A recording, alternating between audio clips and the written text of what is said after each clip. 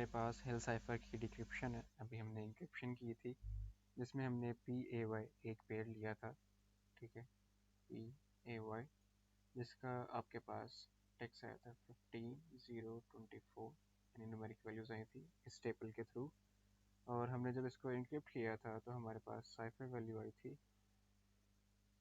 11, 13 and 18 which was equals to L, N and S।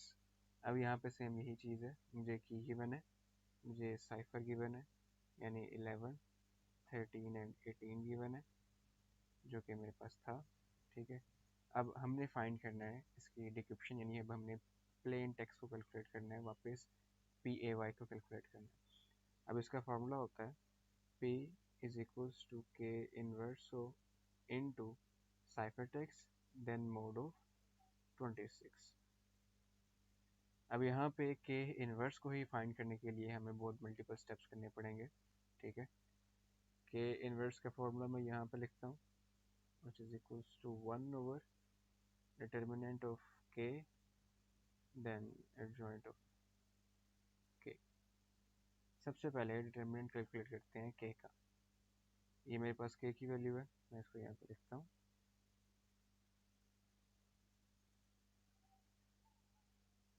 Seventeen 5 21 18 21 2 20।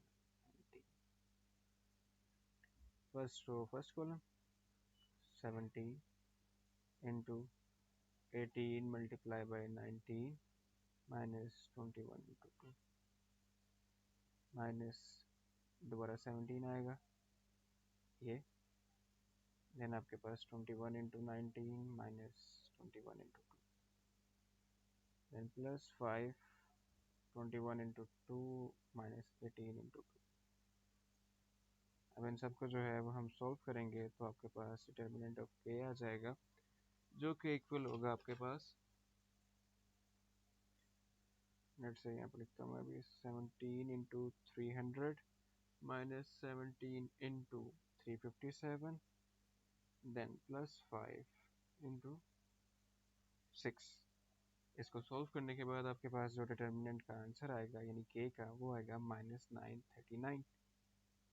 अब यहाँ पे ये जो है वो 26 से ग्रेटर देन लेस देन है, दूसरा ये नेगेटिव वैल्यू है। तो अब यहाँ पे हम क्या करेंगे, सबसे पहले इसका रिमाइंडर कैलकुलेट करेंगे, नॉर्मलाइज करेंगे इसे। तो हम 939 को डिवाइड करेंगे 26 पे। जब हम इसे डिवाइड करेंगे 26 पे तो आपके पास यहाँ पे 36 आएगा, यानी ये Q आ गया, ये आपका N आ गया डिवाइजर, ये आपका डिविडेंड आ गया।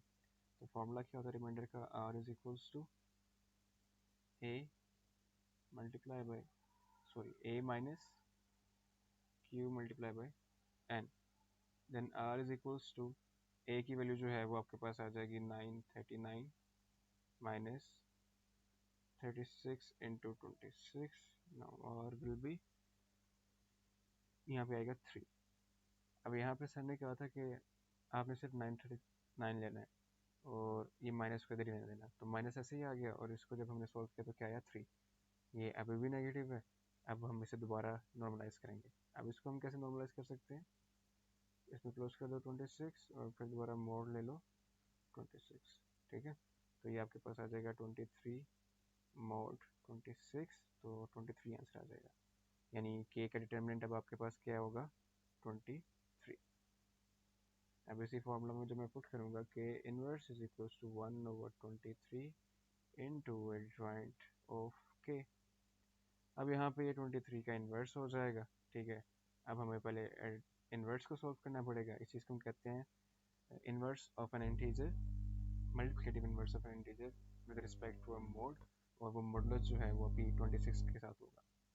तो इसके लिए पूरा टेबल वाला मेथड है जो सर ने करवाया हुआ है।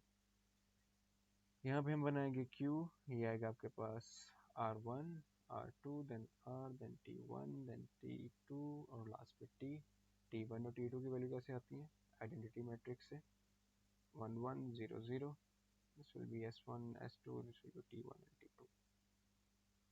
तो T1 जो है वो 0, T2 जो है वो 1, ये 26 किसको हमने करना है, नॉर्मलाइज 23 को करना है, वो इन्वर्स है ना, 23 का इन्वर्स कैलकुलेट करना है तो वो R2 पे आएगा विद रिस्पेक्ट टू किसके कह रहे हैं 26। अब यहाँ पे t कैलकुलेट करने का अलग फार्मूला, ठीक है वो हम इस साइड को ले लेते हैं, t is equals to t1 minus q into t2। Now 23 1s are 23, कितना रिमाइंडर बचेगा इसमें से 3, पुट करते जाएं इसमें, t1 मेरे पास 0 है, माइनस q मेरे पास 1 है, t2 मेरे पास 1 है, तो सबसे पहले मेरे पास -1 आंसर आ जाएगा, ठीक है। अब हम शिफ्टिंग करेंगे, ये वैल्यू फिक्स होती है, ये फिक्स होती है और ये फिक्स होता है, बाकी सब मूव होंगे एक एक स्टेप आगे। ये यहाँ पे आ गया, ये क्या हो जाएगा 23, ये यहाँ पे आ गया क्या हो जाएगा 3, ये यहाँ पे 1, ये यहाँ पे -1, ठीक है। अब यहाँ पे जो है वो दोबारा 3 7 जो 21 होता है, 21 में से 23 में से 21 माइनस करो, 2 रह गया, रिमाइंडर 2 आया। ना वो दोबारा वैल्यूज पुट करो इसमें, t1 जो है वो 1 है, माइनस q की वैल्यू क्या थी 7, देन आपके पास जो t2 है उसकी वैल्यू क्या है -1। Now it will be 1 plus 8 जो कि 9 होगा, ये माइनस माइनस प्लस हो गया 7 7 और सॉरी 1 प्लस 7 आएगा जो कि किसके इक्वल आ जाएगा 8 के। तब यहाँ पे क्या आ जाएगा 8, दोबारा एक स्टेप आगे मूव हो जाएंगे, ये यहाँ पे आ जाएगा 3, अब यहाँ पे ये भी जो है वो शिफ्ट हो जाएगा, 2 यहाँ पे आ गया, ठीक है, ये -1 यहाँ पे आ जाएगा, ये 8 यहाँ पे आ जाएगा, ठीक है। अगर मैं इसको यू लाइन से अगर डिफ्रेंशिएट भी कर दूँ थोड़ा बहुत, अब दोबारा आपके पास जो है वो 2 1 ज़ा 2 आएगा, 3 माइनस 2 1 आ गया।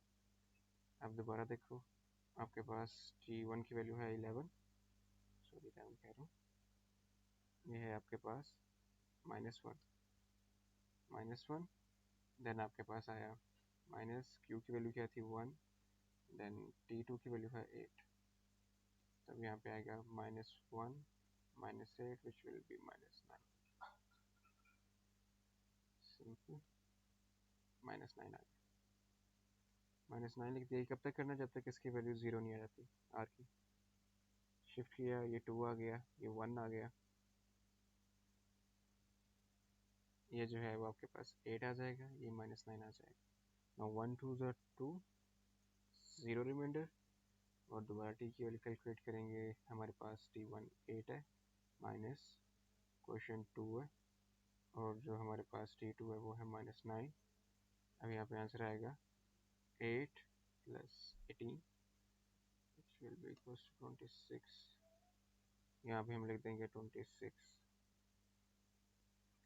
दोबारा शिफ्टिंग कर दें, -9 26, ये क्रॉस हो गया, मतलब यहाँ पे हमारा ये चीज़ मुकम्मल हो गई।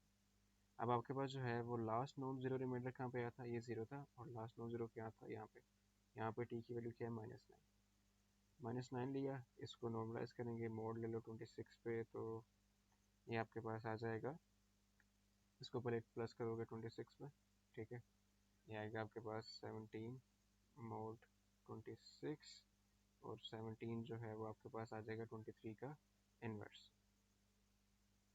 तो अब यहाँ पे इस फॉर्मूला में हम क्या लिख सकते हैं 17। नेक्स्ट चीज़ क्या है, एडजॉइंट कैलकुलेट करो, तो जो k है सबसे पहले आपने वो लिख लेना 17 17 5 21 18 21 2 2 19। अब इसका एडजॉइंट कैलकुलेट करना है तो सबसे पहले ट्रांसपोज लेना होगा, तो ट्रांसपोज लेते हैं 17 17 5 21 18 21 2 2 19। अब यहाँ पे सर ने कहा था कि अगर लेट्स से ये 3/3 मैट्रिक्स है, आपको इसको एक्सपेंड करना है n-1 तक, यानी 3 - 1 विच विल बी 2, यानी ये हो जाएगा 5/5 का मैट्रिक्स। इसको एक्सपेंड करते हैं, पहले जो है वो अपने मैट्रिक्स लिख लेना जो पहले से मौजूद है,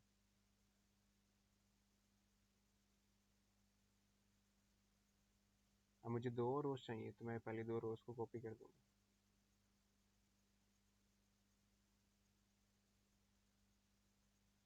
अब अब मुझे 2 कॉलम्स चाहिए, मैं पहले 2 कॉलम्स को यहाँ पे कॉपी करता हूँ।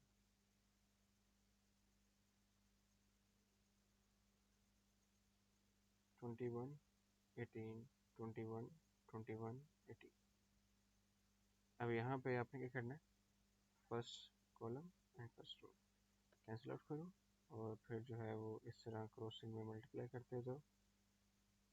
मैं एक रो करके दिखाता हूँ कैसे मल्टीप्लाई करनी है, बाकी मैं स्टॉप नहीं करता हूँ, वीडियो बहुत लेंथी हो रही है।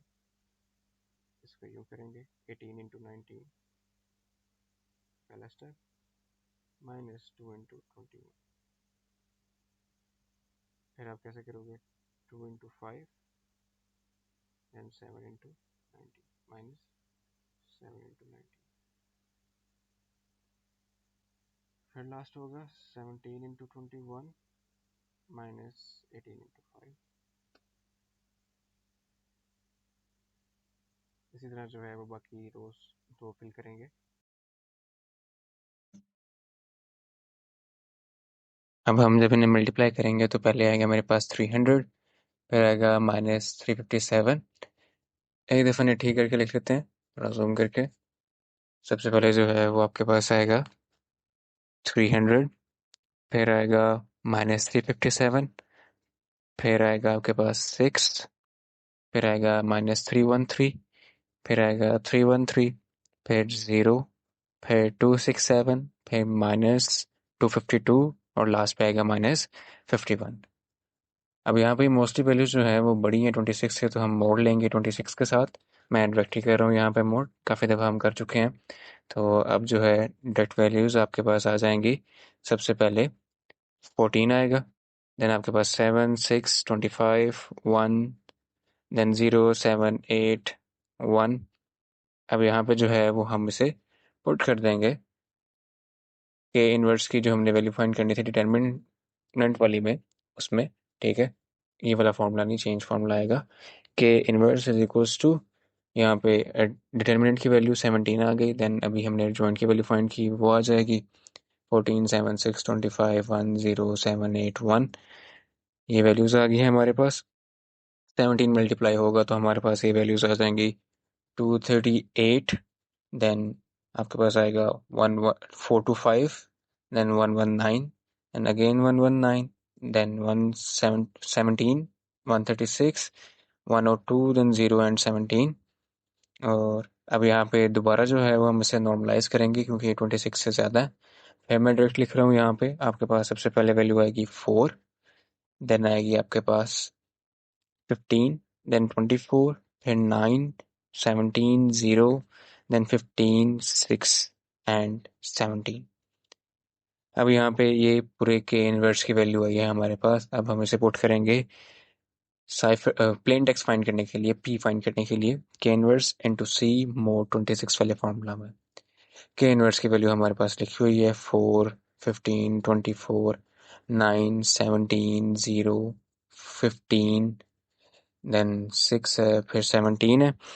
अब यहाँ पे जो है हम इसे मल्टीप्लाई करेंगे 11 13 और 18, जो कि सी की वैल्यू साइफर की वैल्यू है।